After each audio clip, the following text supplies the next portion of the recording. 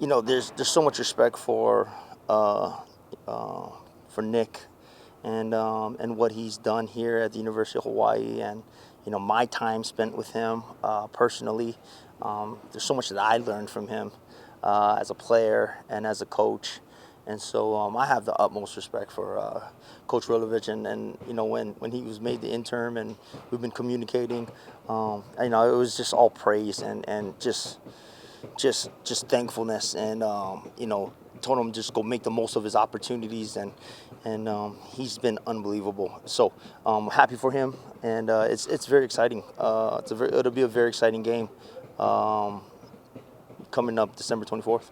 When you were tweaking your offense last year, you consulted with him, didn't you? Or some ideas? I've always been in communication with him and throwing ideas back and forth. About what they've done in the past in those years, especially 2019 and 2018, when they really honed into the run and shoot and just kept evolving the run and shoot offense. So it's just been great dialogue, great conversation. Again, the utmost respect for Nick and who he is and what he stands for. And so just proud of him and awesome. Obviously, you guys were teammates, obviously, in 2000 and 2001. You started in 2000 as a starting quarterback. You started in 01. Any fond memories between you two? Nick's personality is one of a kind. I think with you guys all experienced with him for 4 or 5 years. Was it 4 years? 5 years? 4 years. When he was OC, Yep. He those 4 years, I'm sure you guys got to see all his personality show through his coaching and what he is and what he does and what he brings. But he is unbelievable, remarkable, good human being, and I was proud to call him my teammate and brother while we played here at the University of Hawaii. Now, I know that you guys have signed 14 players as is listed on the roster. There are probably a lot more coming through. Your thoughts on just the early signing period? Yeah, very, very proud of the guys that want to come and play for University of Hawaii. Different guys from different parts of the island, different schools, right here in our foundational building of our state. So that's unique, and we keep growing. We keep growing our roster from different parts of the state. So that's really awesome. The other thing is that we do have some guys coming in from the mainland and different parts of the country, and they they're the other half that make up our roster that we find. We go find them and we go develop them into guys. I think the most willing thing is that they want to play they want to play here for us, and we're going to love and pour into them and coach them up, and we're going to try to get the best out of them. I know your priority is to get the guys ready for Cal, but from the standpoint of the interest around this game and all the storylines and everything for Hawaii football fans, how excited are you for this matchup and how exciting it's going to be for the fans? I think it's going to be very exciting for the fans, and we're excited, and what a great program Cal Berkeley is. It's an ACC program, former Pac-12 program as of recent, but they're it'll be a great game. It'll be a great game, and I look forward to just preparing the guys and filling them in on the history of University of Cal, and as we watch the film and tape, you're gonna see that they're a really good team. They came off a big win, especially Nick being able to take over that last game against SMU. That's a big victory at home for them, and so there's a lot of challenges that we got to get ready for, and they're going to be a good team. I mean, quarterbacks from here, and just proud of the Sagapolotele family and Jaren and those guys, and we're just excited to go play them. Yeah, Coach, you mentioned Jaren there. Talk about just from a football standpoint, getting prepared for a quarterback like that, and kind of the work that needs to be done between now and game time. Yeah, he's been doing awesome. True freshman coming in and playing at a high caliber level that he is. He's gonna be able to make a lot of throws that a lot of other quarterbacks can't. And so just look forward to studying him and continue to watch and build the film and try to get a game plan to at least slow him down. But a great guy, a great quarterback like that, it'd be hard to. And he has great weapons around him. They have a great coaching staff, and so it's going to present a challenge, and we got to get ready.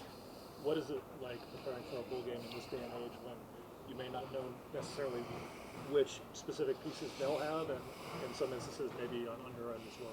Really, just the controllables. You just focus on the controllables. That you focus on your guys, you focus on your scheme. You try to really match up what you've been seeing on film and to what might probably come. But you just got to get the guys ready, spiritually, mentally, and physically, and then really just keep them healthy to December 24th and go out there and play your heart out for the state. I think that's the beauty about this last game, is that we get to play in front of our home fans on Christmas Eve. What a great time of year. And so we look forward to doing all those things. What's the most intriguing thing about this matchup that you're looking forward to? A really great program that we're playing. I think just the overall body of work of an ACC school that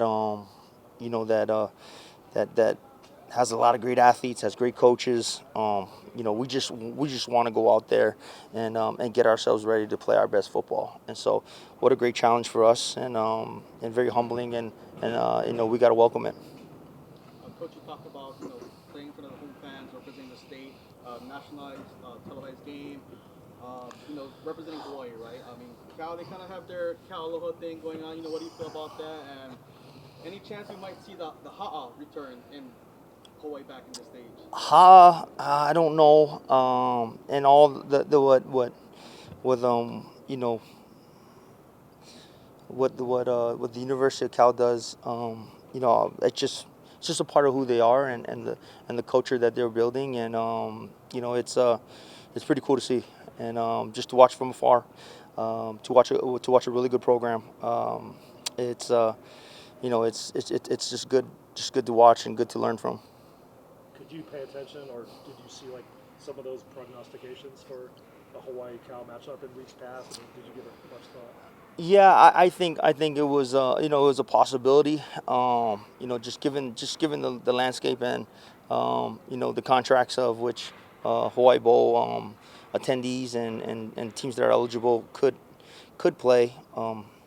That's part of it. So I think the bowl game got it correct. In this case with how much ties Hawaii and Cal have, especially with the people involved in playing the game and coaching the game. So just really excited. It makes for a lot of great storylines, and very exciting. Very exciting. There's only 15,000 seats, and so I think it'll be a great environment that we're going to play in. What was that like to be able to have you guys together at the University of Hawaii? What was that quarterback battle like between you guys back in the day? It was great competition, very friendly, it was brothers helping brothers in every sense. There's only one quarterback that could play, but at the end of the day, we wanted what's best for the team. And I would say this: Rolo is the ultimate team guy. I learned so much from him being a true freshman, and then I got injured my sophomore year. But just watching him, how he handled failure early on, and then how he handled success in the second year, unbelievable. All the way to even to this day, I talk about, and I hold in my mind the standard in which he threw the ball with in those last games from BYU to Miami of Ohio. In that stretch, it was one of the best stretches of football I've ever seen in quarterback play. And so vividly, I just carry that in my mind as I coach teams and as I talk to quarterbacks on how of what it's supposed to look like, a standard of which throwing the ball and completing the ball on the highest level in which I saw. It was done by Rolo.